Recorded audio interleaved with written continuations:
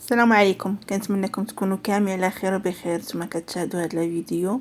معكم مديحه من قناه شيوات مديحه. اليوم ان شاء الله غادي نشارك معكم الطبيله ديال نهار العيد. غادي نوريكم غير شنو حضرنا نهار العيد، ومن بعد غادي نحط لكم لي فيديو بعض الشهيوات غادي نحطهم لكم بالتفصيل. نتمنى ان شاء الله تكونوا عيدتوا على خير وبخير، وعيدكم مبارك سعيد. كنتمنى يدخل لكم الصحه والهنا وطول العمر ان شاء الله. كتشوفوا الطابله اللي وجدتها معكم. بالنسبه للحلويات اللي وجدتها معكم كذلك والمسمن، يعني هذا الشيء كامل عندي في القناه، غادي نحط لكم في صندوق الوصف.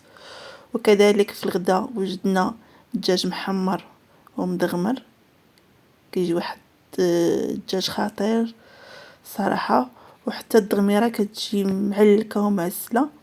غادي نخليكم حتى الرابط ديال الدجاج محمر، كنت ديجا درت لكم في القناه، كانت وجدته الام ديالي. كيجي واحد الدجاج رائع بحال ديال العراسات.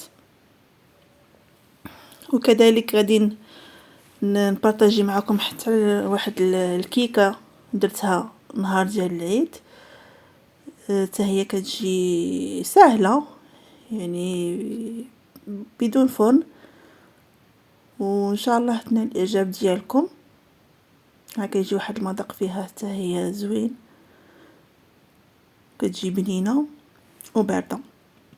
نتمنى ان شاء الله ينال اعجابكم هذا الفيديو. درتو خفيف ظريف غير باش نوريكم نهار الاجواء، نهار ديال العيد.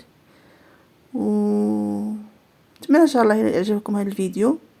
وتنساونيش كيف ديما تشتركوا في القناه وديروا لي كومونتير ولي جيم، وكذلك تضغطوا على الجرس باش يوصلكم كاع الجديد ديالي.